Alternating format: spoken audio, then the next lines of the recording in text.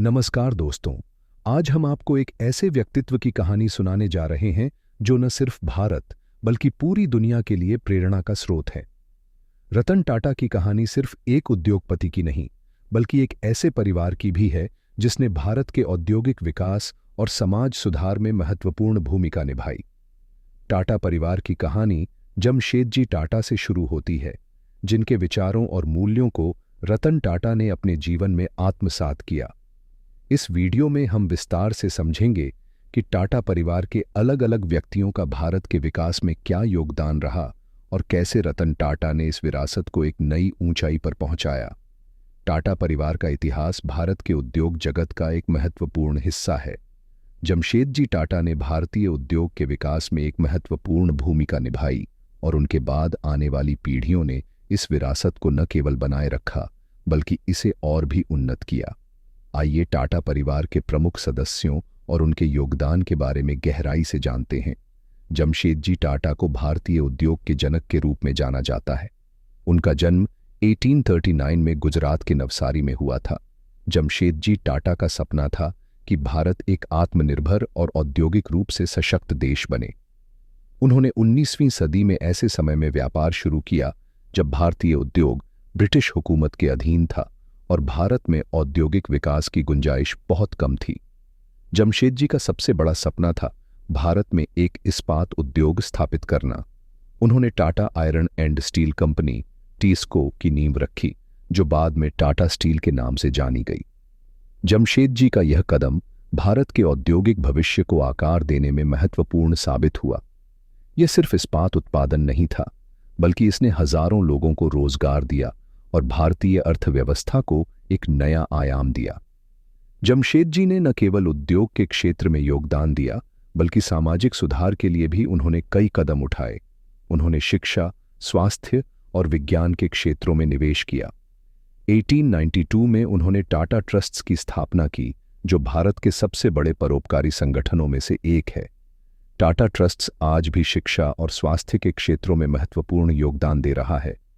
जमशेदजी टाटा के बड़े बेटे दोराबजी टाटा ने अपने पिता के सपनों को साकार करने में महत्वपूर्ण भूमिका निभाई।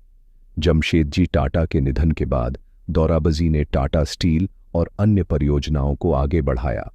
उनके नेतृत्व में टाटा स्टील का जमशेदपुर प्लांट एक वास्तविकता बना और भारत के औद्योगिक इतिहास का एक महत्वपूर्ण हिस्सा बन गया। दोराबजी के नेतृत्व में टाटा स्टील ने न केवल इस्पात उत्पादन में बल्कि समाज कल्याण में भी योगदान दिया। उन्होंने अपने कर्मचारियों के लिए आवास, शिक्षा और स्वास्थ्य सुविधाओं का निर्माण किया, जिससे टाटा स्टील एक आदर्श कंपनी बन गई।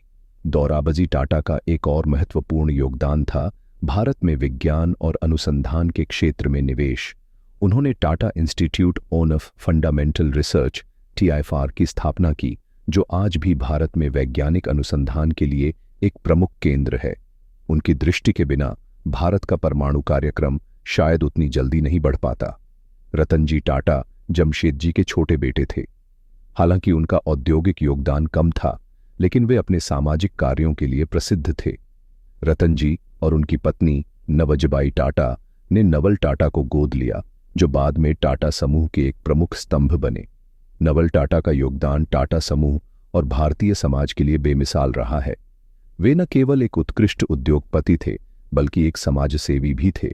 उन्होंने अपने जीवन में खेलों के प्रचार प्रसार के लिए बहुत कार्य किया और वे ऑल इंडिया फुटबॉल फेडरेशन और इंडियन हॉकी फेडरेशन के प्रमुख पदों पर भी रहे। उनके जीवन का एक और महत्वपूर्ण पहलू था उनकी समाज सेवा की भावना। उन्होंने टाटा ट्रस्ट्स के माध्यम से कई चैरिटी कार्यों का नेतृत्व किया और भारत में शिक्षा और स्वास्थ्य सुविधाओं को बढ़ावा देने के लिए महत्वपूर्ण योगदान दिया। नवल टाटा का मानना था कि व्यापार का अंतिम उद्देश्य समाज की सेवा करना होना चाहिए। रतन टाटा का जीवन एक प्रेरणा से भरा हुआ है। वे न केवल एक सफल उद्योगपति थे, बल्कि अपनी सादगी, ईमानदारी और समाज सेवा की भावना से भी लोगों के दिलों में बसे हैं।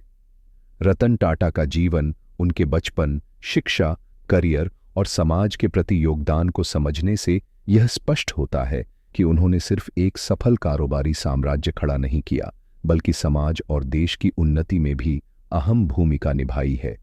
आइए उनके जीवन को विस्तार से समझते हैं। रतन टाटा का जन्म 28 दिसंबर 1937 को मुंबई में हुआ था। उनका पूरा नाम रतन नवल टाटा है। वे टाटा समूह के संस्थापक जमशेदजी टाटा के पोते नवल टाटा के बेटे हैं। नवल टाटा को टाटा परिवार में गोद लिया गया था। रतन टाटा के माता पिता का नाम नवल टाटा और सुनू टाटा था। जब रतन टाटा केवल 10 वर्ष के थे, उनके माता पिता का तलाक हो गया। इस घटना ने उनके बचपन को थोड़ा कठिन बना दिया और वे अपनी दादी के साथ रहने लगे। रतन टाटा के छोटे भाई का नाम जिमी टाटा है। जिमी टाटा ने ज्यादा लाइमलाइट में नहीं रखा। वे एक साधारण जीवन जीते थे और टाटा परिवार के अन्य सदस्यों की तरह पब्लिकली एक्टिव नहीं रहे। रतन टाटा का एक सौतेला भाई भी है जिसका नाम नोएल टाटा है, जो नवल टाटा और उनकी दूसरी पत्नी सिमोन टाटा की संतान है। नोएल टाटा ने टाटा इंटरनेशनल और ट्रेंट लिमिटेड जैसे व्यापारिक संस्थानों में प्रमुख भूमिका निभाई है। रतन टाटा ने अपनी प्रारंभिक शिक्षा मुंबई के cathedral and John Connon school से प्राप्त की। इसके बाद उन्होंने न्यूयॉर्क के रिवरडेल कंट्री स्कूल से अपनी हाई स्कूल की पढ़ाई पूरी की। रतन टाटा ने उच्च शिक्षा के लिए कॉर्नेल यूनिवर्सिटी में दाखिला लिया, जहां से उन्होंने 1962 में आर्किटेक्चर की डिग्री हासिल की। इसके बाद उन्होंने हार्वर्ड बिजनेस स्कूल से एडवांस्ड मैनेजमेंट प्रोग्राम पूरा किया। हालांकि रतन टाटा के पास आर्किटेक्चर में डिग्री थी, लेकिन उन्होंने अपने परिवार के कारोबार को आगे बढ़ाने का निर्णय लिया और टाटा समूह से जुड़ गए। उनके शुरुआती दिनों में उन्हें छोटे पदों पर काम करना पड़ा, लेकिन इससे उन्हें कंपनी की कार्यप्रणाली को बेहतर तरीके से समझने में मदद मिली। रतन टाटा ने अपने करियर की शुरुआत टाटा समूह में एक साधारण कर्मचारी के रूप में की। उन्हें टाटा स्टील के शॉप फ्लोर पर काम करने का मौका मिला, जहां उन्होंने अपने कर्मचारियों के साथ मिलकर हाथ से इस्पात ढोने और पिघलाने का काम किया। यह उनके जीवन का एक महत्वपूर्ण अनुभव था, जिसने उन्हें नेतृत्व के सही मायनों को समझने में मदद की। 1971 में रतन टाटा को नेल्को नामक कंपनी का नेतृत्व सौंपा गया। उस समय नेल्को घाटे में चल रही थी, लेकिन रतन टाटा ने इसे पुनर्जीवित करने के लिए कई कदम उठाए। हालांकि पूरी तरह से सफलता न मिलने के बावजूद यह उनके लिए एक महत्वपूर्ण अनुभव साबित हुआ। 1991 में जब जे.आर.डी. टाटा ने टाटा समूह के अध्यक्ष पद से इस्तीफा दिया, तब रतन टाटा को टाटा समूह का अध्यक्ष नियुक्त किया गया। उस समय कई लोग उनकी क्षमता पर संदेह कर रहे थे, लेकिन रतन टाटा ने अपने नेतृत्व कौशल से सभी को गलत साबित किया।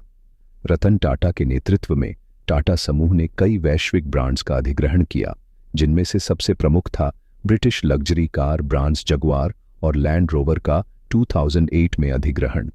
यह टाटा मोटर्स के लिए एक बड़ी सफलता थी और इससे समूह की वैश्विक पहचान और भी मजबूत हो गई।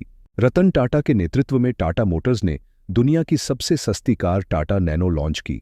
इस कार का लक्ष्य था कि हर भारतीय परिवार के पास एक कार हो।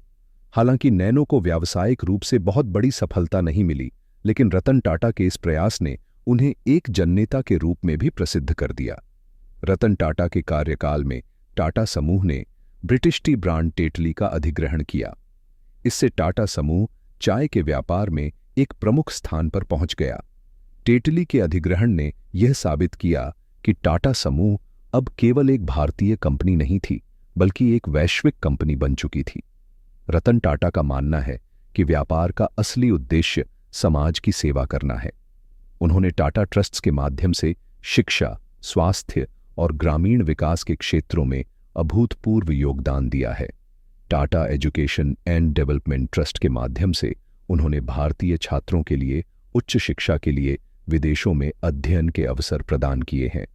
हार्वर्ड और कॉर्नेल जैसी प्रतिष्ठित संस्थाओं के लिए उन्होंने लाखों डॉलर का दान दिया है।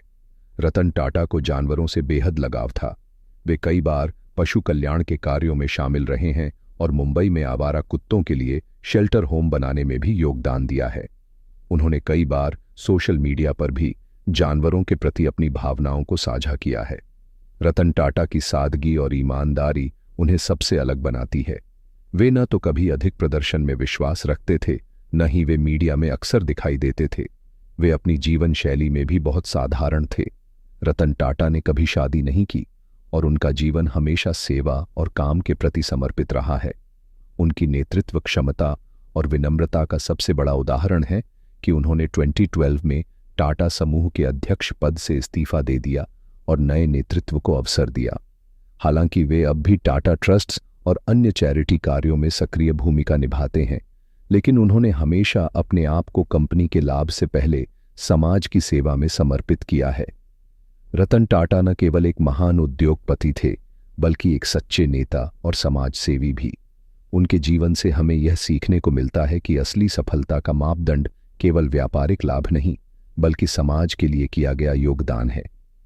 टाटा समूह की शानदार विरासत को आगे बढ़ाते हुए रतन टाटा ने भारत और विश्व में अपनी एक अलग पहचान बनाई है, जो आने वाली पीढ़ियों के लिए प्रेरणा का स्रोत बनेगी। अगर आपको वीडियो पसंद आया तो लाइक करें, शेयर करें और मिंटी फैक्ट्स को सब्सक्राइब करें। नई और दिलचस्प जानकारियों के लिए बेल आइकन दबाना न भूलें। मिलते हैं अगली वीडियो में। धन्यवाद।